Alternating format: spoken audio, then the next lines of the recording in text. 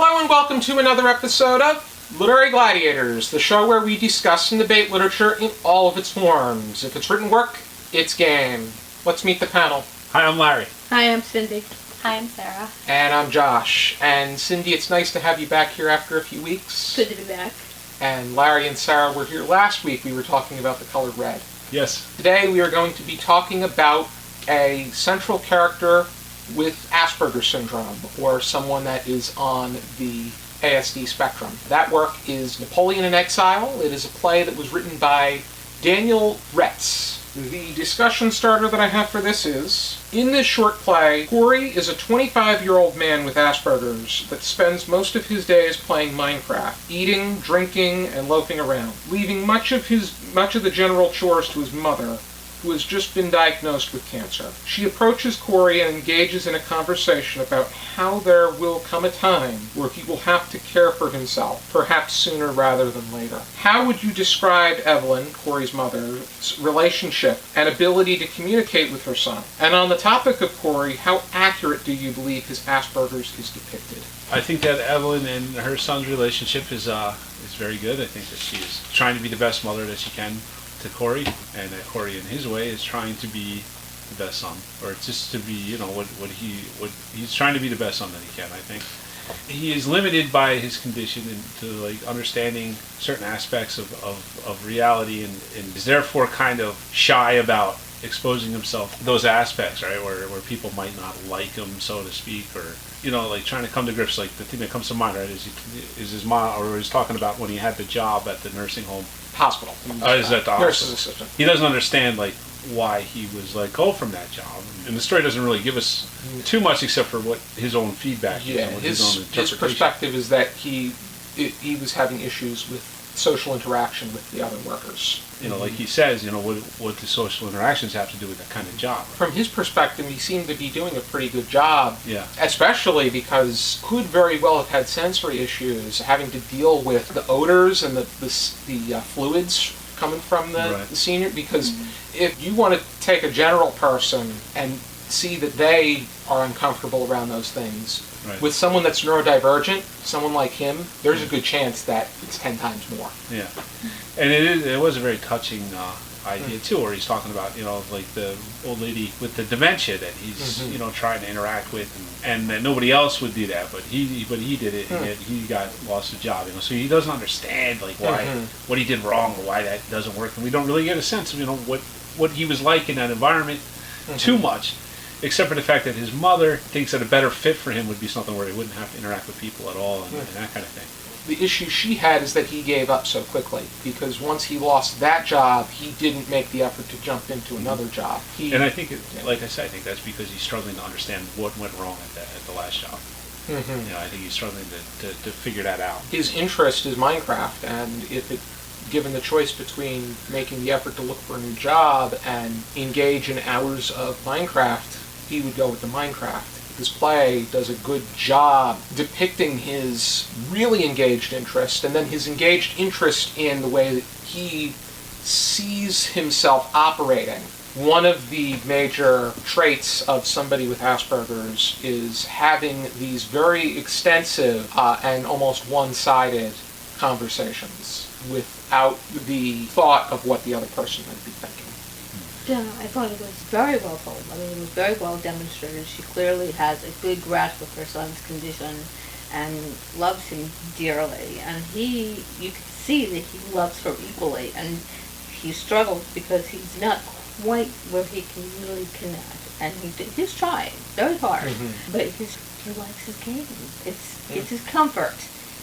And it's the give and take between it was, I thought it was deeply, deeply touching, and at the same time eye-opening for me, because I don't know too many people that are on that spectrum. Yeah, how do you feel about it, Josh? How it accurately or not accurately? I think that what people need to keep in mind is that he possesses traits that many people with Asperger's have. You also have to keep in mind that not everybody that has Asperger's has the exact traits that he does. I think that's one thing. Aspergians are very determined to get what they want. And I think that in a way that's a good thing. They become immersed in the subject matter, and they don't always succeed, but they do what they are able in order to get from point A to point B. One of the things that kind of turned me off was the way that he always meant well. I think that there was that sense that he wanted to do the right thing, even though it didn't always come to him right away. It's like he's got to get used to the idea. Yes. I think that the part where he's slurping the Slurpee, I think it was like a soda. It was more like a soda, but that part at the end, I think, was a little bit odd. I mean, that there are some people that will do that, but an example of something that does a terrible job and bastardizes the Aspergian way of thought is Here He Sings Into the Dog in the Nighttime. I thought that was such a bad... I think it did okay incorporating things in Christopher's background, but it didn't do a good job with... He had a terrible upbringing, and he was surrounded by people that should have been in prison for how abusive they were toward him. I also think that it's very rare to see people that are on the spectrum doing things like going into the bathroom and eating what's in the toilet, which is depicted in Curious Incident, not in this one. So I'm glad that this doesn't depict things that way. I think that this is an interesting lens that we are seeing it. This is somebody who has the capability to make their way in the world, but doesn't know his own strength. I think that the way that this is being depicted is near accurate. Yeah. As long as people don't view this as most or all occasions. Yeah, I would agree with that, because everybody's still an individual, and they're still going to have their individual challenges and things that might affect all Asperger people, but affect them different. They might struggle with some aspects and not struggle with others. There's an Aspergian that created Pokemon. Oh wow, I didn't know that. And arguably, it was an Aspergian that really set the foundation of the United States of America, because I think that we can confirm that Thomas Jefferson had Asperger's. That's really neat. So, and I think that he was very instrumental in the formation of American culture, because people like George Washington and John Adams were more, their sense of culture reflected Britain a little bit more, whereas Jefferson wanted to break away from it. But yeah, there's people, Isaac Newton, I think, has been deemed as such. There's Albert Einstein is the big one, too, that has been viewed as an Asperger. But you want to say something, Sarah? Because I don't think you got to really say much yet. Oh yeah, I was listening to everyone else's ideas. They were good. Kind of piggybacking off of what you were saying. I had mixed feelings about it, but in a way that I thought was totally okay. Because sometimes I find in stories we kind of see characters cliched specifically. So when I was reading it, I kind of see that somewhat cliched, like a really worried mother, and a kind of cliche specific experience of an adult in like emerging adulthood and on the spectrum, and he happens to really like games, and he happens to have some of these specific quirks. So I feel like there's so many types of moms and so many types of people on the spectrum, and I feel like this one happens to be one that gets a lot of visibility, which isn't a bad thing, but I feel like it's kind of the cliche people know about. So half of me was like, oh, I feel like this is like the cliche people know about. The other half of me is like, oh, cliches are cliches, because like they happen a lot, you know? Like there's reasons a mom was worried for her son's well-being when she was gone, and there's reasons that like gaming was really fun for him. Like he got to be creative and use his mind, and he didn't have to worry about like some social demands on him. Right, it's like escapist that way. Yeah, and also fun. Like I'm not someone on the spectrum, and I love TV shows. When I come home from work, sometimes I'll watch my show for a couple hours, and I sometimes realize like what I find totally normal, I might sometimes judge in someone else, and I'm like, I do the same thing in my own preferred way, but I don't think it's weird, and I just find it interesting kind of thinking of it in those ways. In terms of the relationships and communication, I felt like there was a lot of love, and you could definitely, see the like attachment they had. I liked the line when they both said, because within like the specifics, complexities of like having ASD in the relationship, and then outside of that just being like a mother and son, when they both said, I feel more comfortable talking about you. I feel more comfortable talking about you. I'm like, oh, that's everyone. At the very end. Like, yeah. I think that, but they saw it different. They were seeing it for different reasons, though, because I think Corey realized that he was being a little bit one-sided in his concerns, and he was feeling a sense of concern for his mother because she was helping him out, and I think that he wanted to do the same. Yeah, and then there's that part where he touches her, right, and she's like touched by that in an emotional sense as well, because I guess he's not the kind of person who's comfortable with physical contact. Many people on the spectrum have issues with physical contact. Right. But, it's just another touching scene in a way that they use his condition to show the humanity of him at the same time. To show that this person, although he does not interact in a social way that you might consider to be normal or appropriate necessarily all the time, he's still a person, and he's still really trying to do the best that he can. And he's trying to comfort his mother in that moment. Which, he loves his mother. Right. But he demonstrates it in a different way. But and I think his mother not only demonstrates compassion for him, but she's also very creative. The best example is when he said that when she goes, he's just going to go live with his dad, and she's really someone that hasn't been in your life at all, married some overbearing, high-maintenance, intolerant person that would have no interest in you and what you would be doing, and their daughter has issues of her own, and then demonstrates a phone call that you would have. Let's pretend that you call your father up on the phone, and he figures out that it's not going to work. Yeah, and there was so much humanity in that scene too, because the way the process that he goes through it, where he doesn't really want to be doing this because he doesn't want to see what's at the end of that road, but at the same time he's pushing himself to do it. Like he's like, and it's a funny part where he's like, oh, I think it's cutting out. Like I can't hear him too well, but I think he said it's okay. He's going to be all right. I'll just go there, like I said. And then he's like, oh wait, it's coming back in now. I can hear it. So, Dad, what do you think? Yeah, because this time it was going to be a good idea. Sure, I think my father, but not very well thought out. And then as he's thinking about these things, his defense mechanisms were kicking in, which is what he kept saying. I just wanted to play my game. Right. I just want to play my game. Yeah. But we'll talk about this later, because I just want to play my game. Right. That's a defense mechanism, and we all have those. Yes. Yeah.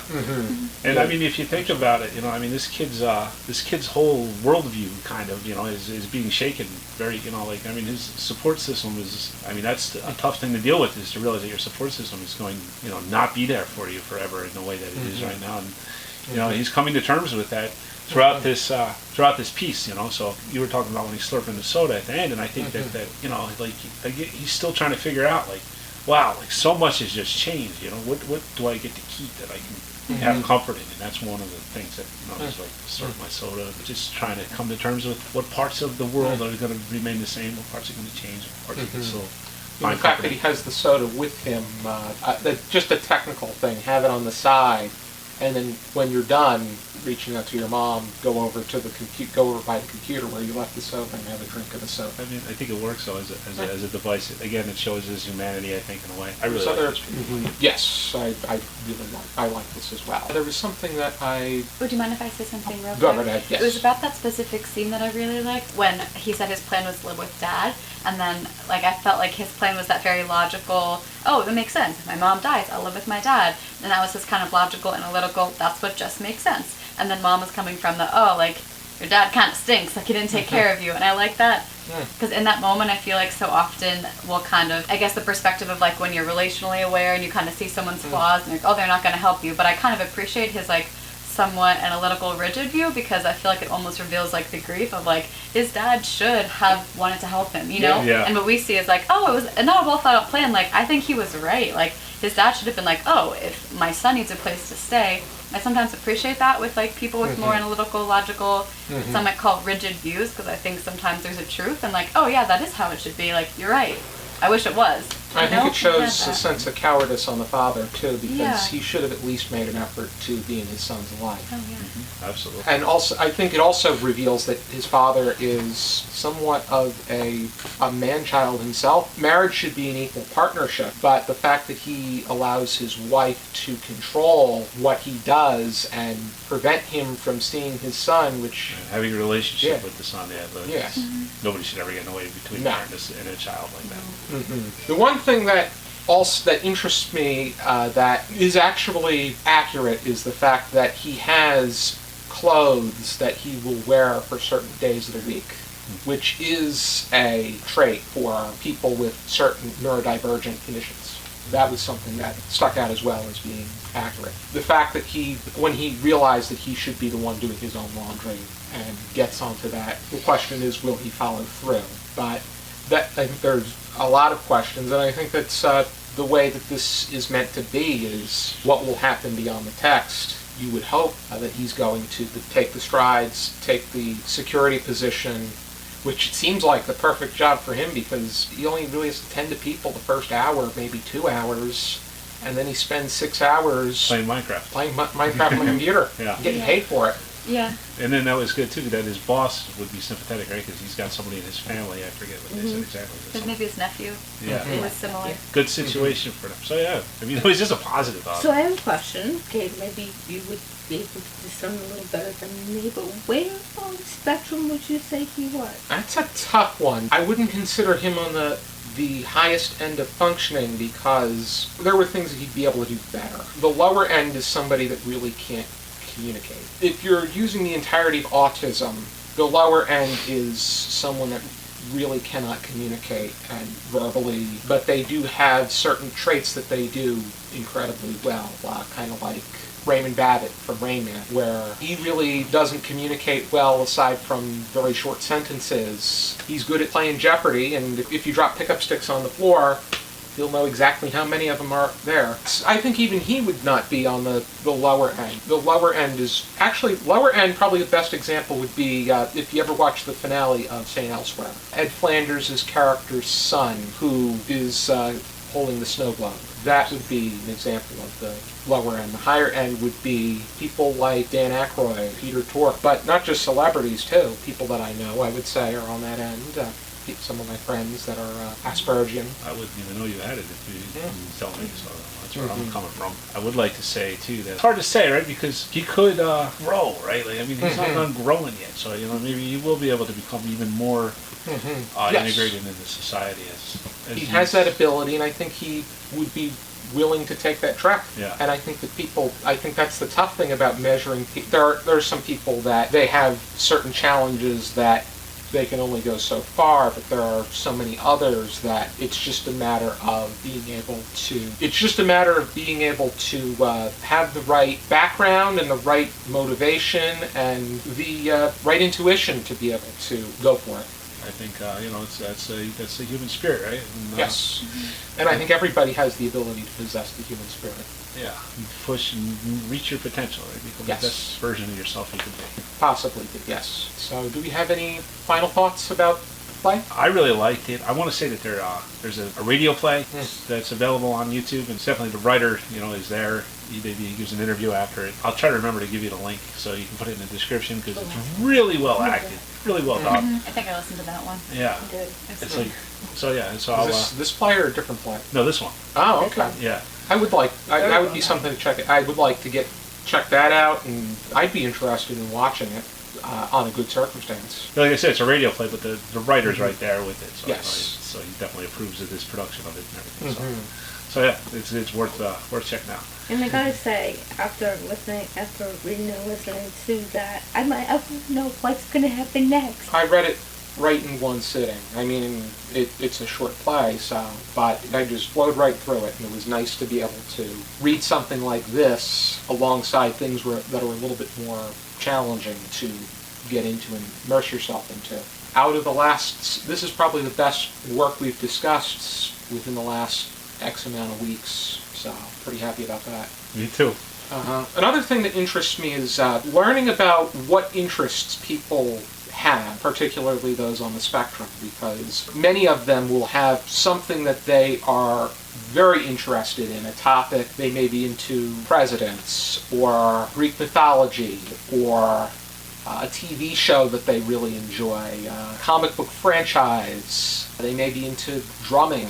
Aspergians also, I know that they also had the whole idea that they are very logical thinkers, but I think that that's very mythical in the way that a lot of them are creative in their own way, and that's where you had creations like Pokemon, which I'm actually not into Pokemon so much. I know people that love it. It's just interesting that that kind of background translates into a universe of that nature. Then recently Elon Musk made mention to being Aspergian. He's done some incredible things. People that are into computers. How would we rate this? 0 to 5 stars, half stars per minute, Larry? I go with a full 5. I really thought that this story, I don't know why, but I really was able to connect with it. I thought that the characters were very strong. The way that they interacted with each other was very realistic, true to life, and did a great job of progressing this character, Corey's arc, from becoming, something a little less than what he is at the end in the beginning. Right? In the beginning, he's a little less than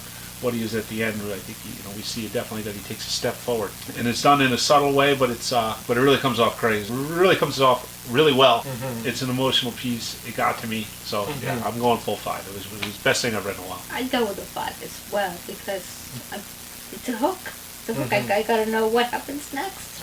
I would give it a 5. I love very human, nuanced stories that are closely looking at the relationship between people and how they communicate, how they feel towards each other. And I think it's just always nice to have a good reminder of a story about a mother's love and a story about someone who might be neurodivergent, and just good to be aware of how different people are and empathize.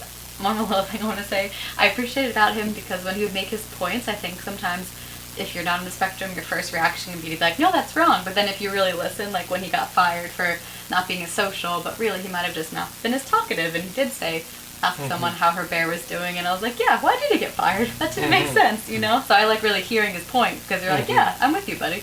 You are getting it from their perspectives, and that's it. I've been having thoughts about what I would rate this, but I think ultimately I'm going to go with a 5, because this is one that I went right through, absorbed, and it will stick with me. It really made me think. It really got under my skin. And I think that it does take that route that Corey is just one subject who is on the spectrum. Other people may have traits that they share in common with him, some that may be different. They're entitled to the same amount of initial love and acceptance. That's interesting. Has this ever happened before, where 4 panelists have all given a work of 5? It has, but not in a while. Yeah, I don't know if it's ever happened while I was on the panel. No, not I almost never give out 5. No. So. The only things you've given 5. There should be a name for it, like a golden sword or something. Yeah. I think you've given out 3 of them ever. Yeah, not many. This is only the 4th one, but we. You're getting bingo. Yeah. Yep, it's Fahrenheit 451. The Martian Chronicles, The Very Hungry Caterpillar, and The Green Mile are the only other 4 works. This is only the 5th work. The 5th 555? To get 5 stars, to get all 5s across the panel. Nice. So it's an accomplishment and very well earned. If you are interested in reading this and some other plays, here is Outstanding Short Plays, Volume 3, edited by Craig Pospisil. This is a collection. This was published by Dramatist Play Service. There are a total of 11 plays in here. I would be inclined to read the rest of these as well because they look pretty engaging. But Napoleon and Exile was the one that stuck out to me the most for obvious reasons. But I want to thank everybody for tuning into this discussion, and be sure to join us next time on another episode of Literary Gladiators. For now, keep reading. Okay, next time we're looking at Edith Wharton and one of her short stories, Afterwards. You might wonder where Afterwards comes from, so tune in the next time for Literary Gladiators.